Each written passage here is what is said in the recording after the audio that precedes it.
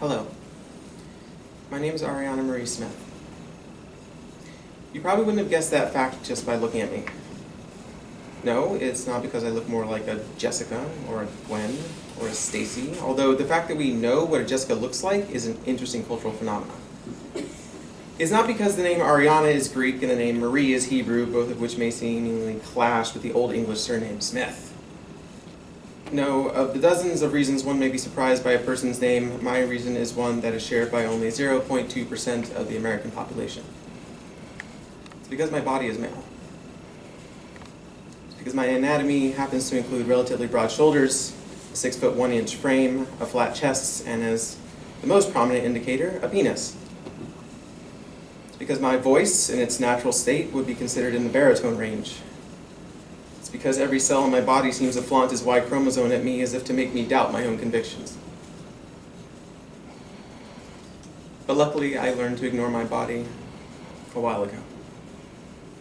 My name is Arianna Smith, and I am a transgender woman.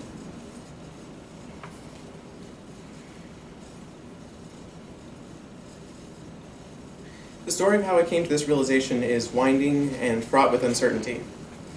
And this transition has been one of several that have occurred alongside my own gender identity conflicts, though has certainly been the most difficult to undergo. But before I can tell my story, I have to tell the story of my parents. David Douglas Smith was born in Honolulu, Hawaii on July 4th, 1960. Despite that fact, he has no direct Hawaiian ancestors. My grandfather served in the Navy and was stationed at Pearl Harbor at the time. My grandmother stayed with him on the Army base and gave birth to my father, a child of Scottish and Irish heritage who would be raised in a Protestant home. As even he has said at various times, he might have fit the quintessential description of a white Anglo-Saxon Protestant, a WASP. After some time in Hawaii, my father's family moved back to the mainland, first living in California for a short period before moving back to Kansas, where my grandparents were originally from. My father spent his formative years growing up in the city of Overland Park and then went to college at Oral Roberts University in Tulsa, Oklahoma.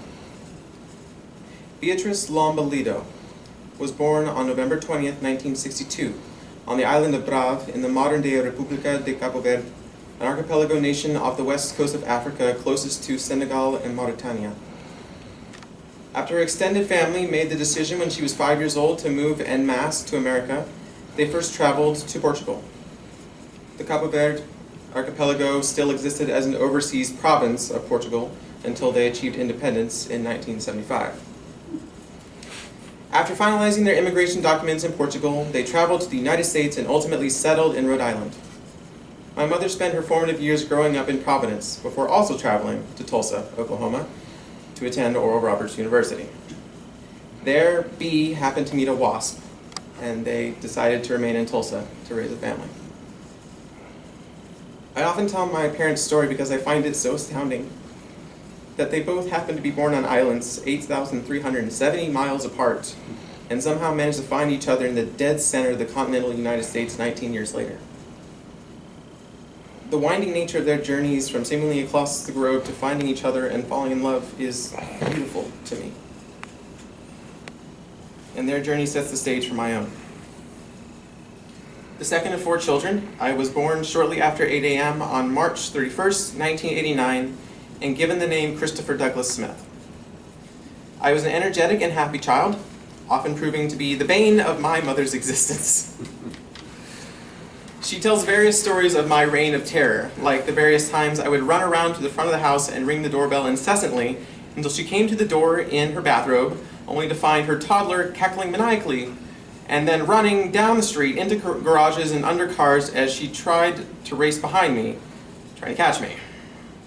Or the time that I scurried out of my leash, yes, I was a leashed child, at the local water park and managed to explore the park for a good half hour on my own before I became bored and let a lifeguard know that, quote, and this is real, I said my parents had gotten lost. I grew to be a precocious and inquisitive child. Upon entering elementary school, I quickly learned that my wild antics were not as acceptable in the classroom. I grew to be a fairly compliant child while at school, while allowing my energy back out once I returned home. This led to the amusing conversation where the school called my parents to advise them that one of their children might have ADD. To which my mother replied, "Thank God," and started discussing which treatment they recommended for me, only to be told that they were actually worried about my perfectly normal yet somewhat quiet older sister. For the record, Mother, I absolutely acknowledge now that I have ADD. I'm sorry it took me so long to admit that. Growing up in a small Oklahoma suburb afforded me a lot of free time. I eventually found outlets for my energy. I played soccer, joined the Boy Scouts, took karate lessons, worked as a lifeguard, did theater, and played snare drum in the marching band. Additionally, my family's faith was a prominent fixture in my life. For those who do not know, Oral Roberts University is an interdenominational Christian college. Both of my parents attended wanting to cultivate that part of their identities. After college, my parents joined a small congregation that would eventually grow to become the megachurch, Church on the Move. Still really big in Tulsa. I attended services regularly every Sunday and even attended the Wednesday night youth group services for several years. I believed in the Christian faith and I considered it to be a valuable part of my identity. I rarely questioned it. I accepted many things based on face value, including the gender identity that my body and my peers told me was correct. My childhood classroom compliance grew to become an impression that rocking the boat wasn't a good idea. Politically, my family has always been conservative. The assumption that my parents would vote straight down the ticket Republican was entirely normal. To be honest, I didn't really understand for a very long time that there even were other political parties, or even what the Republican platform was. I understood that my parents voted Republican, and I trusted that they, as my primary role models, had the right ideas. In 9th grade, I took a U.S. history class that included descriptions of the various political parties in the United States. This was my first real introduction to the political spectrum, and I was fascinated to see the differences.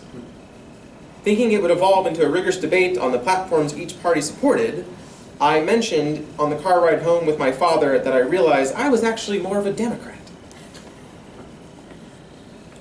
What happened next would define my expectations of what happens when I openly disagree with my parents for the next 8 years.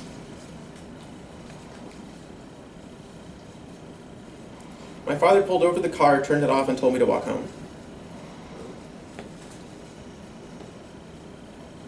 I'm extraordinarily lucky to say that my parents have been incredibly loving and supportive for as long as I could remember. They are not abusive, and in retrospect, I know that this occurrence comes nowhere near the travesties that some children endure from their parents. But in that moment, from my perspective, I saw a side of my father that I had never seen before. And I felt scared and unsafe.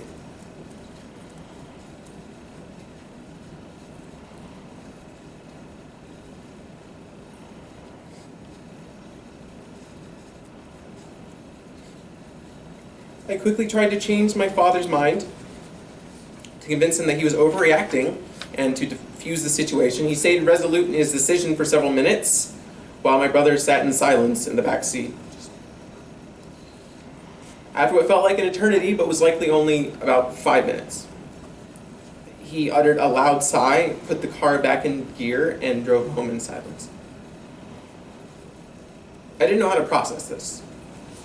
I didn't know what line I had crossed, what damage I had caused, what offense had been taken.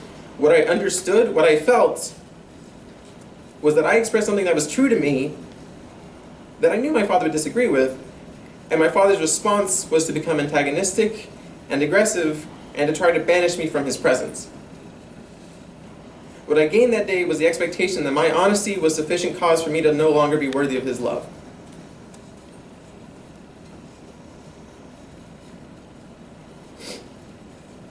I stopped opening up to my parents whenever I disagreed with them on anything that seemed to be a fundamental element of their identities.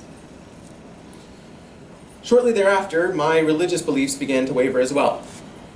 Interestingly, it was the issue of gay marriage that planted the first seeds of doubt. I had read an article stating that the odds of a male child being homosexual rose by 33% for every older male brother that they had, due to the testosterone and antibody levels that shifted in a mother's womb during those previous male births. This theory had, and still has, various critics, but the effect on me at the time was significant. This was the first evidence I ever saw that homosexuality may in fact be genetic or biological in nature and not just some sinful lifestyle choice that I was right to judge. I had started to trust the validity of science as I grew through school. And this was the first moment where I felt that science and my faith were entirely at odds. In this moment, I felt that the science should be taken seriously and that element of my faith was undermined. It threw the entirety of my faith into question if something that I felt was so unassailable could be disproven or contradicted by modern science. As I was nearing the end of my high school career, it became clear that I had no idea what I wanted to do after graduating. I enjoyed a great many things, but nothing particularly stood out. I explored various options online, trying to find something, anything that felt like it pulled at some part of me. What I found was a research article from the Langer Laboratory at MIT where they were developing viral bacteriophage battery cells. It was literally viruses that had been cultivated to hold a charge on their membranes and could be held in a liquid solution. The result was a fluid that held an electrical charge with the potential future application of being transferred to an electrical vehicle as quickly as one would fill up a gas tank. To me, this was mind-blowing. I was enthralled by the potential that I saw in this idea. I saw it as a game changer in the energy world, something that I would happily work on for the rest of my life and push into full-blown existence. I applied to MIT stating as much, telling them that I wanted to work on that project and that I would pursue whatever course would lead me to that lab. I was accepted and began my MIT career in the fall of 2007. My first semester at MIT was abysmal. I quickly learned that the public school in my hometown had in no way prepared me for the rigor and expectations of an MIT education. I found that my tendencies to procrastinate, which had once been, minor hiccups, became deep flaws and limitations. I found that studying was something I had not actually learned, and that it was incredibly unintuitive for me to sit still long enough to figure out difficult material. Having not understood until that point that my intelligence and energy were not sufficient without proper structure and focus, I went from being a straight A high school student to failing all but one class my freshman fall semester. Alongside the academic failure, I found myself daunted by the culture shock of living in Boston. To me, Boston was enormous. I spent much of my entire freshman year on campus simply because the prospect of going out into the rest of the city felt like wandering into this vast and complicated jungle. And with the academic difficulties I was already facing, the prospect of embracing a large city's complexity was just too much for me to handle. These issues, paired with the fact that I had jumped in as an awkward addition to a friend group that had already met months before during the campus preview weekend and had been in contact over the summer via email, meant that I had great difficulty feeling like I belonged anywhere. My second semester fared slightly better.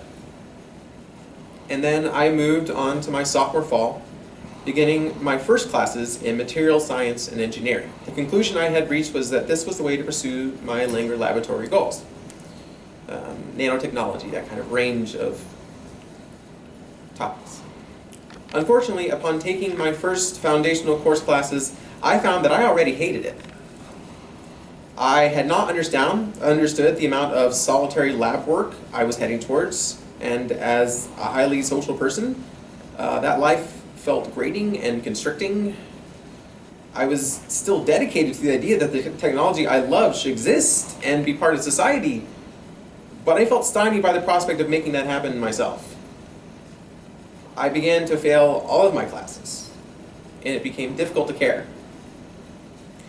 I'd come to MIT with the express purpose of taking whatever path would lead me on to that project. And I was abruptly alerted to the fact that both the path and the destination were places that I would not actually find any satisfaction or happiness. I felt lost, I felt aimless, and I felt like I had no reason to be there. Well, that's not entirely true. One bright spot was that during that semester I auditioned for the MIT Shakespeare Ensemble's production of The Midsummer Night's Dream. I met a group of people that for the first time made me feel like I had a home while in college. I ended up spending more and more time in set builds and prop workshops and less time in the classroom. I ultimately finished the production and then shortly after closing felt my academic aspirations fully collapse. I left campus mid-November and took the spring semester off as a medical withdrawal. There's a profound sense of shame and disappointment that came from this decision. I failed not only in the various classes that I took, but in choosing a life path that I could actually follow. I recall that the phone call to tell my parents that I was coming home felt excruciating. To my parents' credit, they were far more understanding than I expected and supported my decision to come home. I was required to maintain some academic course load during my time off, so I took a sociology class and a psychology class at the local community college. I was also required to regularly see a therapist. Upon explaining my predicament to my therapist, she agreed to let me use the sessions less as psychotherapy and more as life coaching to explore what I did want to do. Through our sessions, I grew to value the interactions more and more. In combination with my community college classes, my therapy sessions convinced me that becoming a therapist would be a satisfying career choice. Alongside the desire to return to my newfound friends in the Shakespeare Ensemble, I looked for any way that I could pursue this goal back at MIT. I reapplied to MIT during the summer of 2009 after finding that a psychology minor in the Department of Brain and Cognitive Sciences might point me in that direction. Upon returning, I found that I started to enjoy not only the psychology content, but also the structural and medical aspects as well. Prompted by the impression that the two standard career paths in my department were either into academic lab work or to the medical field, I ended up declaring pre-med status and even started working with the campus's volunteer student-run EMT service. I eventually was even certified as a basic level EMT in the state of Massachusetts. I made the decision at some point that I wanted to become a pediatrician. I would tell my campus tour guides as I led them around that this was because at least the kids would still laugh at my dumb jokes. Despite my interest in the subject, I still felt buffeted by the expectations of those around me. Most of my pre-med peers had been angling for eventually attending medical schools since before they even graduated high school. I felt like I had shoehorned myself into a life path that others were really dedicated to, and I began to feel intense imposter syndrome. I felt that I was a fraud and that the excitement I felt for my new course of study just masked the difficulty that I still have with the content and rigor of the courses, aspects that my peers seemed to excel at. I rejoined the Shakespeare Ensemble upon my return, and I was fortunate enough to play a number of exciting roles. My first large role, was as Richard III, a deformed and manipulative usurper. I threw myself into that role feeling that it was a way that I could achieve success in at least one area of my life. Theater had come naturally to me in my youth. In the absence of confidence in my academic life, I saw theater as a way to prove my value to myself. As a result, I tried to embody the characters as authentically as possible and breathe life into them on stage. As Richard III led to other manipulative and dominant male characters, I began to unknowingly adopt qualities of those characters. It was still too early for me to see that my default male persona was itself a facade, and therefore I was unaware of how much I was taking on elements of these other facades, these other characters. I started to become a worse person with every show.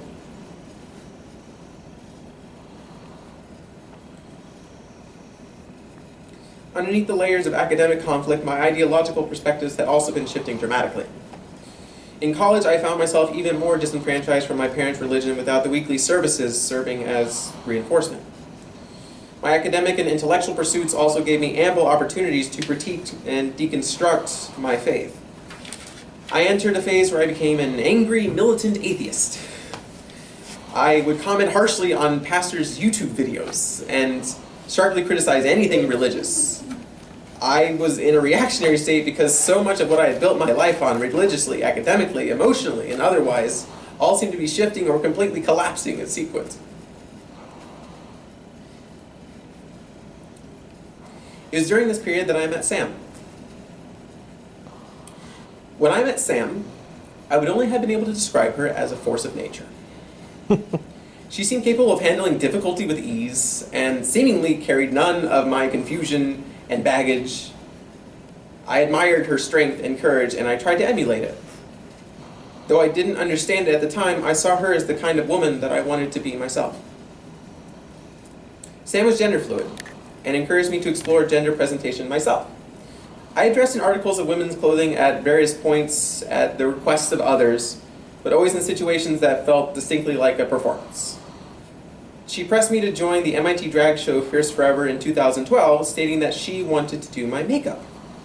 I thought that it would be fun and said yes. That show changed me in ways that I didn't understand for years.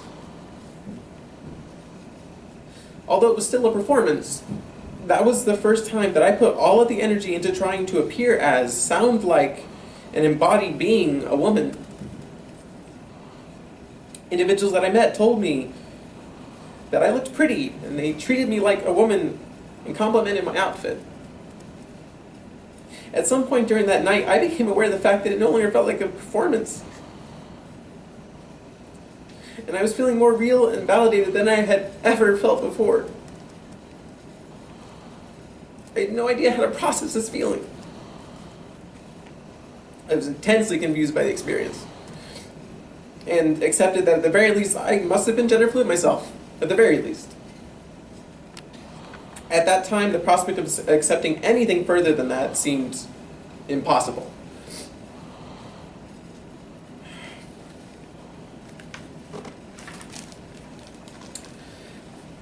The next 2 years were the most confusing time that I have ever experienced.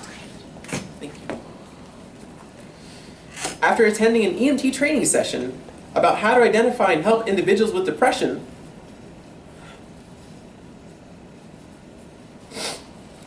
I became aware when the instructor started listing the signals and signs that he was describing my own life in astonishing detail.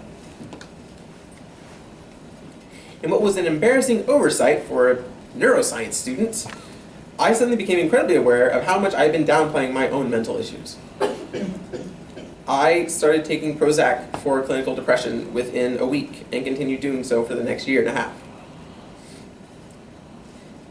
During this period, I started to lose even more confidence in my chosen life path. I started to see the expectations that medical school held, the intellectual and time demands, and I felt that it was not something that I could handle. Many things simply became things during those 2 years that I couldn't handle. After staying for 2 years beyond my intended 4 years degree, I was poised to finally graduate in May of 2014. Instead, I failed a course that I needed to graduate and put myself in the position of informing my family that if they still wanted to come up for graduation, that I have to sit with me in the audience as we watched everyone else, because I couldn't walk. They did still come. Watching my peers graduate as I sat in the audience with my parents was the most painful, disappointing, and uncomfortable experience I had ever found myself in. I felt incapable of actually pulling myself together and finishing my degree, and I made no further progress once my parents left. I fell deeper into what my parents had already been calling my drifting phase.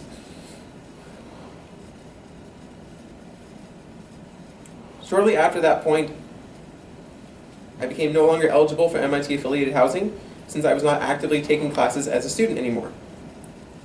With nowhere to live, no completed degree to show to employers, and no idea of what I even wanted to do with my life, I felt stuck and trapped and unsure of how to move forward. If not for the kindness of multiple friends who were willing to let me stay for weeks or even months at a time, I would either have been forced to live on the streets or more likely to tell my parents that not only did I fail in all the ways you already know, but I'm in a position where my only option is to fly back to Oklahoma and give up entirely.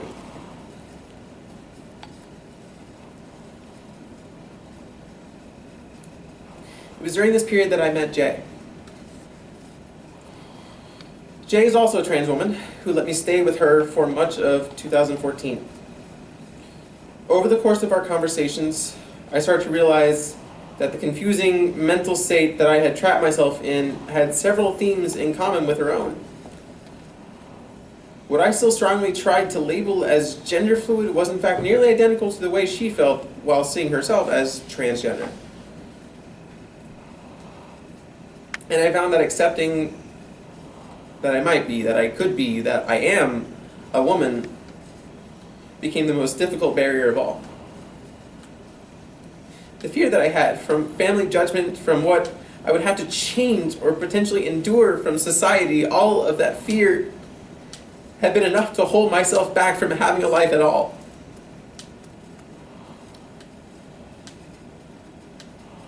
I finally accepted that I am transgender in March of 2014, just before my 25th birthday, on the 31st.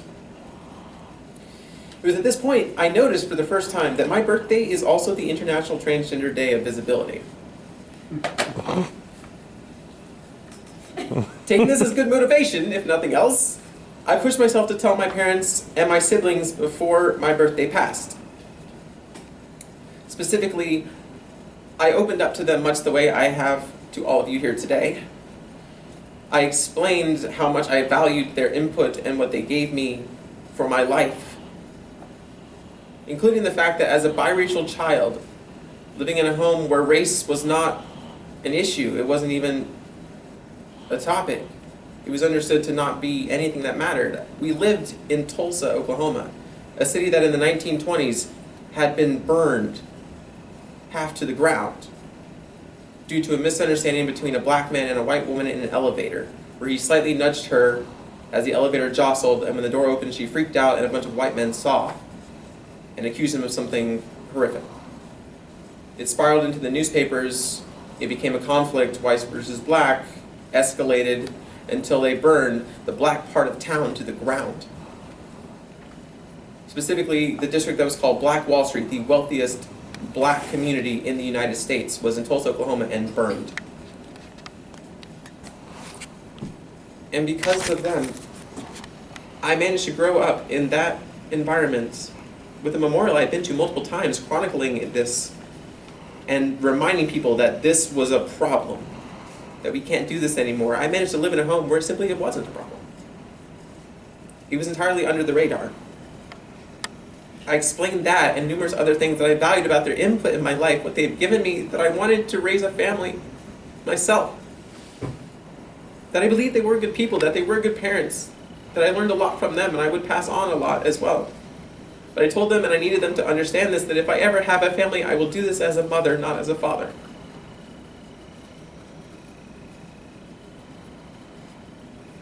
And that's about how long the silence was. Until my mother broke in with, "Well, you know we love you and we always will." Exactly in that tone. At which point I knew that maybe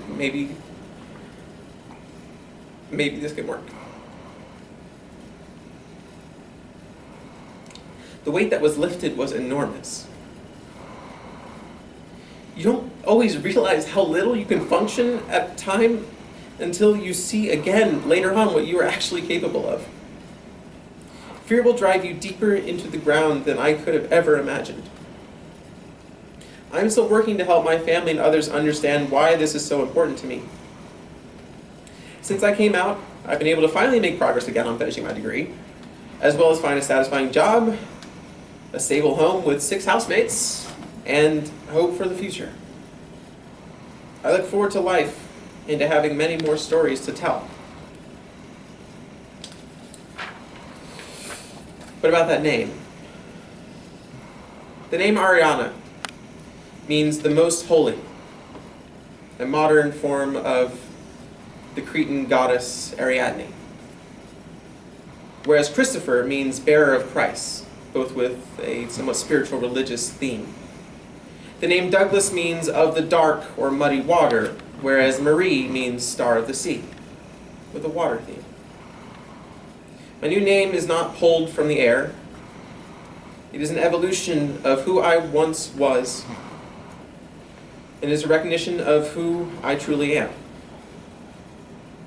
and it is who I finally have the courage to be for the rest of my life. I want to leave you with a quote from the 11th Doctor in Doctor Who. We all change. When you think about it, we're all different people through all our lives. And that's okay, that's good. You gotta keep moving, so long as you remember all the people that you used to be. I remember who I was. I know who I am. And the future doesn't seem quite so dangerous anymore. Thank you.